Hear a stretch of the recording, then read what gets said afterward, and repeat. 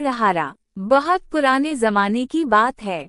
अरब के कबीला तय में एक बहुत मशहूर और सखी इंसान पैदा हुआ जिसका नाम हातिम ताई था। इसकी सखावत के किस्से दूर दूर तक मशहूर थे। इसके दरवाजे से कोई भी खाली हाथ वापस नहीं जाता था। जो भी इसके पास मदद के लिए आता वो उसकी जरूरत पूरी करता। एक दिन आधी रात को उसके घर कुछ मेहमान आ गए। उस वक्त हातिम ताई के पास मेहमानों को खिलाने के लिए कुछ भी नहीं था, लेकिन मेहमानों को खाली हाथ वापस भी नहीं भेज सकता था।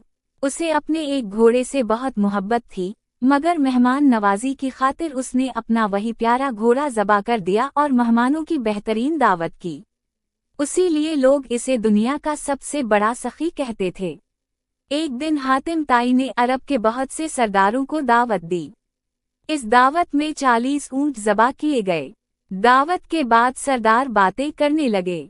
एक सरदार बोला, दुनिया में हातिम जैसा सखी इंसान कभी पैदा नहीं हुआ। फिर इन्होंने हातिम ताई से पूछा, क्या तुमने अपनी जिंदगी में किसी को अपने से ज्यादा सखी देखा है?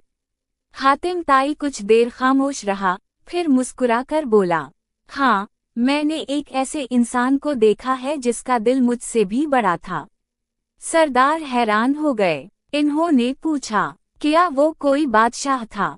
हातिम ताई ने कहा, नहीं, वो एक गरीब लकड़हारा था।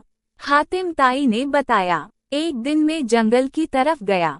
वहाँ मैंने एक बूढ़े लकड़हारे को देखा। इसके सर पर लकड़ियों का भारी गुठर था और वो मुश्किल से चल रहा था। मुझे इस पर तरस आया। मैंने कहा, बाबा जी, मैं आपकी मदद करना चाहता हूँ।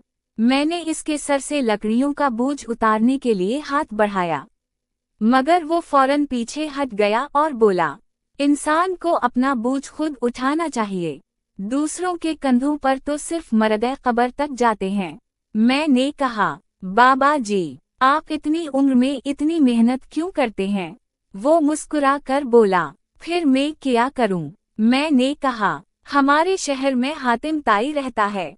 वो रोज सैकड़ों लोगों को खाना खिलाता है। आप इसके पास क्यों नहीं जाते?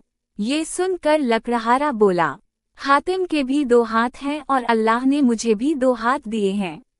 मुझे शर्म आएगी अगर मैं किसी की कमाई हुई रोटी खाऊं। किसी का एहसान लेने से बेहतर है कि मैं लकड़ियों का बोझ उठाऊं। ये सुनकर सब सरदार हैरान रह गए। फिर हातिम ताई ने कहा, वो गरीब लकड़हारा मुझसे ज्यादा अजीम इंसान था, क्योंकि वो अपनी मेहनत की कमाई पर गुजारा करता था।